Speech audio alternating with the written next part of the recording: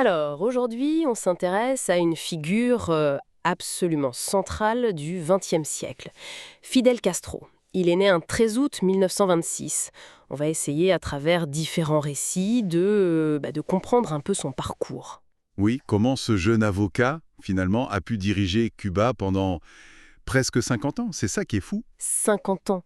Et ça commence comment? Ses origines, son éducation? Alors, famille aisée, oui, mais naissance hors mariage, ce qui n'était pas anodin à l'époque, éducation jésuite, assez stricte, et puis l'université à La Havane. C'est là qu'il commence la politique. Exactement. Militantisme étudiant, il rejoint le parti orthodoxe, un parti nationaliste assez critique déjà de la corruption ambiante. Il est très vite dans l'opposition, surtout quand Batista revient au pouvoir par un coup d'État. Et ça le mène à l'action directe. L'attaque de la caserne de Moncada, en 53. C'est un échec, pourtant on en parle comme d'un tournant. C'est ça qui est intéressant. Militairement, oui, c'est un fiasco total. Mais le procès qui suit, ça lui donne une tribune incroyable. C'est là qu'il fait sa fameuse plaidoirie « L'histoire m'acquittera ». Ça transforme la défaite en symbole. Voilà. En fait, politiquement, c'est une victoire. Il se pose en martyr, en résistant prêt à tout. Ça marque les esprits, bien plus qu'une petite victoire militaire l'aurait fait à Stade.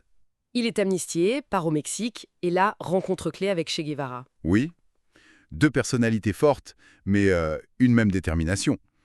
Ils organisent le retour armé. C'est l'expédition du Grand Mât, en 1956. Encore un début difficile, si je me souviens bien. Ah oui, un débarquement catastrophique.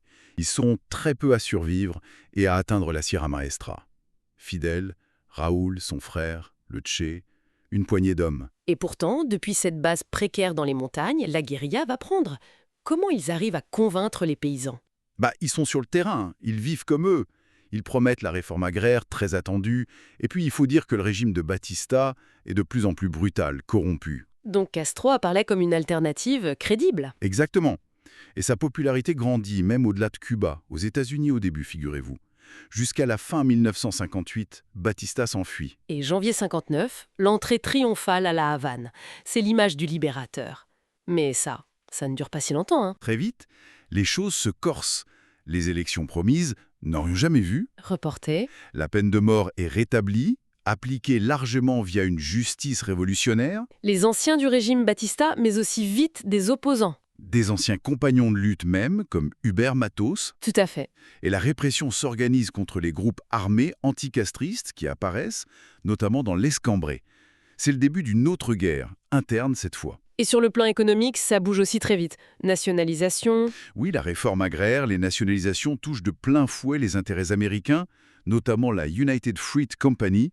Donc, forcément, les tensions avec Washington montent en flèche. Ce qui le pousse vers l'URSS. Logiquement, et le timing est incroyable. Juste avant le débarquement de la baie des Cochons en avril 61, une opération soutenue par la CIA. Il proclame le caractère socialiste de la révolution. Exactement. L'échec de ce débarquement, c'est une victoire immense pour Castro. Ça le renforce considérablement. Peu après, il se dit marxiste-léniniste. Et l'année d'après, 62, la crise des missiles. Le monde retient son souffle. Cuba au centre du jeu nucléaire mondial. Ça a vraiment figé les relations avec les États-Unis pour des décennies. Alors, une fois le pouvoir consolidé, comment il dirige Cuba au quotidien? Il y a des réussites sociales souvent mises en avant. Oui, indéniablement. La campagne d'alphabétisation, c'est spectaculaire. La santé publique, les indicateurs s'améliorent, la mortalité infantile baisse. L'envoi de médecins cubains à l'étranger, c'est aussi une marque de fabrique. Mais l'économie? L'économie, c'est autre chose. C'est qu'une économie totalement étatisée, très dépendante de l'aide soviétique. Le rationnement est généralisé avec la fameuse libreta, le carnet d'approvisionnement. Et après la chute de l'URSS, ce sera la période spéciale, des années terriblement difficiles. Et cette dualité, on la retrouve sur les libertés.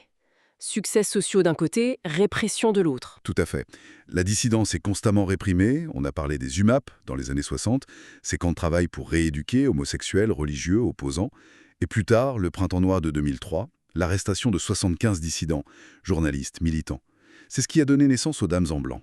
Sur la scène internationale, il a joué un rôle très actif, voire interventionniste. Oui, bien au-delà de la taille de Cuba.